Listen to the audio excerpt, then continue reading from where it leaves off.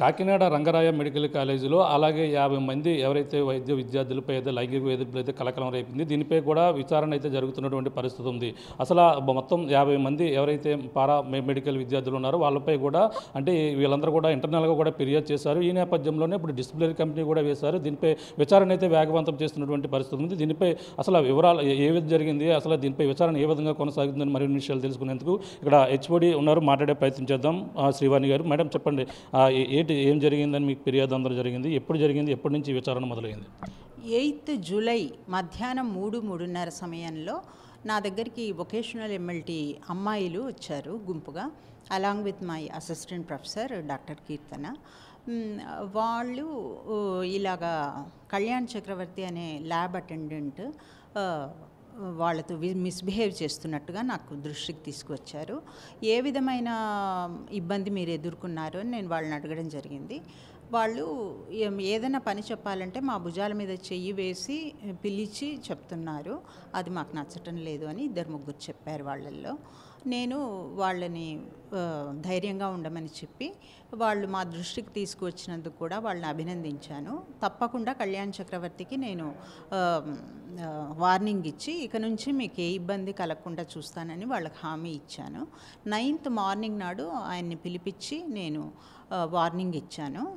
నీ బిహేవియర్ నచ్చటం లేదు, కొంతమంది విద్యార్థినులు కంప్లైంట్ చేస్తున్నారు, నీ బిహేవియర్ని నువ్వు మార్చుకోవాలి, వాళ్ళని తాకడానికి వీలు లేదు అని కఠినంగా చెప్పాను.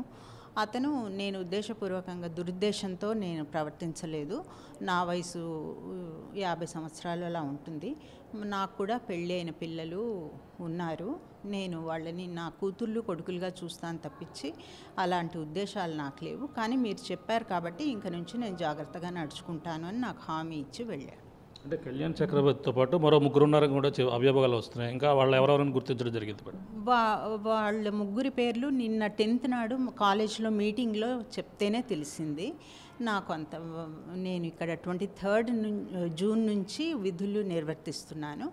ఎక్కువ మంది నాకు వేరే డిపార్ట్మెంట్స్ వాళ్ళు పెద్ద తెలియదు, వాళ్ళని నేను ఎప్పుడు చూడడం జరగలేదు, ఓన్లీ విన్నాను, మీటింగ్లో విన్నాను. కళ్యాణ్ చక్రవర్తి ఇక్కడ ఎన్నాళ్ళ నుంచి పనిచేస్తున్నారండి? ఇక్కడ 20 సంవత్సరాలు పైగా పనిచేస్తున్నట్టు వింటున్నాను, కానీ బయోకెమిస్ట్రీ విభాగానికి రీసెంట్గా రికార్డ్ అసిస్టెంట్గా వర్క్ చేస్తూ ప్రమోషన్ మీద వచ్చాడు అని విన్నాను. అంటే మార్కుల విషయంలో కూడా ఈ మార్కులు రాకుండా చేస్తాము, ఇటువంటి బెదిరింపులు చేశారనేది కూడా అభియోగం చేస్తున్నారు. అంటే ఈ మార్కులు ఏ విధంగా ఉండబోతాయి, ఎవరి చేతిలో ఉండబోతుంటాయి ఇటువంటి ప్రాక్టికల్ మార్కులు? టెక్నీషియన్స్ అటెండెన్స్ చేతుల్లో మార్కులు ఏమాత్రము ఉండవు. వాళ్ళు కేవలం పరీక్షలకు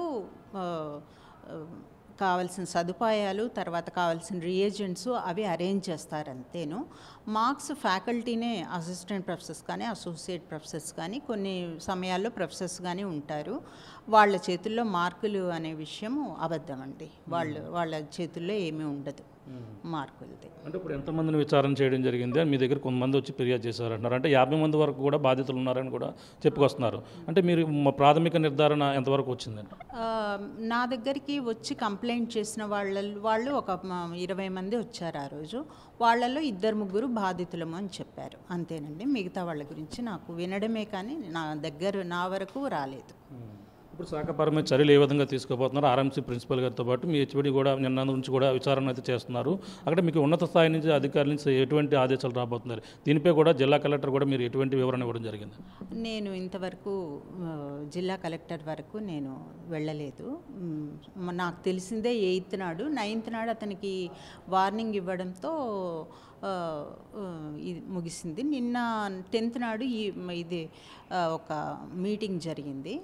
ప్రిన్సిపల్ గారికి ఈరోజు కలుద్దాం అనుకుంటున్నాను. సార్ బిజీగా ఉన్నారు, సార్ ఎంఎల్టీ స్టూడెంట్స్తో సమావేశంలో ఉన్నారు. తర్వాత నేను వెళ్ళి ప్రిన్సిపల్ గారికి తెలియజేస్తాను. అంటే మీకు డైరెక్ట్గా చెప్పడం జరిగింది అంటున్నారు. కొంతమంది అయితే ఇంటర్నల్ కంప్లైంట్ కూడా ఇచ్చారని అంటున్నారు. అంటే వాళ్ళకి ఎప్పుడు ఇవ్వడం జరిగింది, మీతో ఎప్పుడు కలవడం జరిగింది? అంటే ఇంటర్నల్ కంప్లైంట్ కమిటీకి ఎప్పుడు ఇచ్చారండి? నా దగ్గరికి ఓరల్గా మాత్రమే విద్యార్థినులు వచ్చి చెప్పారు, అంతే తప్పించి రాతపూర్వకంగా నా వరకు ఏ విషయము రాలేదు. వాళ్ళు ఏదో ఈమెయిల్ ఇచ్చారు అని చెప్తున్నారు ప్రిన్సిపల్ ఆఫీస్కి, నా వరకు అయితే అవి రాలేదు. ఇప్పుడు ఆయన డ్యూటీలో ఉన్నారండి ఇప్పుడు కళ్యాణ్ చక్రవర్తి అని. ఆయన రాలేదు, సెల్ ఫోన్ కూడా స్విచ్ ఆఫ్లో ఉంది. ఓకే, దీనిపై ఎటువంటి చర్యలు తీసుకోబోతున్నారు మరి ఇప్పుడు అంటే పూర్తిగా ఇప్పుడు దర్యాప్తు ఆల్రెడీ ఆయన 10th నుంచి 13th వరకు ఏవో ఎగ్జామ్స్ ఉన్నాయని లీవ్ పెట్టారు. ఆ లీవ్ క్యాన్సిల్, నాకు తెలియకముందు ఆయన లీవ్ శాంక్షన్ చేసి ఉంటుంది, క్యాన్సిల్ చేశాను లీవ్. తదుపరి ప్రిన్సిపాల్ గారితో మాట్లాడి ప్రిన్సిపల్ గారి చర్య తీసుకుంటారు. ఎన్ని రోజులు కావాలని లీవ్ పెట్టడం జరిగిందండి ఆయన? 10th నుంచి 13th వరకు 4 రోజులు. చూస్తున్నా ఇది పరిస్థితి. ప్రధానంగా అయితే ఇంటర్నల్ కంప్లైంట్ కమిటీకి కూడా ఫిర్యాదు చేశారు. అలాగే ఆ విధంగానే ఇక్కడ హెచ్ఓడి ఎవరైతే ఉన్నారో మేడం కూడా ఫిర్యాదు చేసిన నేపథ్యంలో దీనిపై అయితే విచారణ అయితే కొనసాగుతుంది. కళ్యాణ్ చక్రవర్తి అనే ఆయన మిస్బిహేవ్ చేస్తూ ఇలాగ 50 మందిపై కూడా ఈ విధమైనటువంటి లైంగిక వేధింపులు గురి చేస్తున్నారని కూడా ఫిర్యాదు చేసిన నేపథ్యంలో మొత్తం రంగరాయ వైద్య కళాశాలలో ఇప్పుడంతా కూడా సంచలనంగా మారినటువంటి పరిస్థితి ఉంది.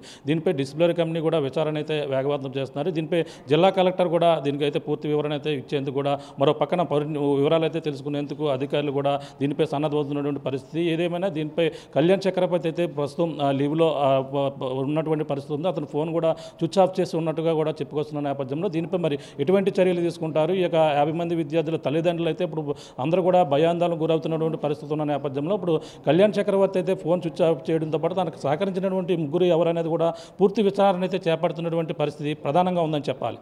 దిగురున్న తాజా పరిస్థితి. మరిన్ని వీడియోస్ కోసం ఛానల్ ని సబ్స్క్రైబ్ చేయండి. లేటెస్ట్ అప్డేట్స్ కోసం వాట్సాప్ ఛానల్ ని ఫాలో అవ్వండి. ఆ లింక్ డిస్క్రిప్షన్ లో ఉంది.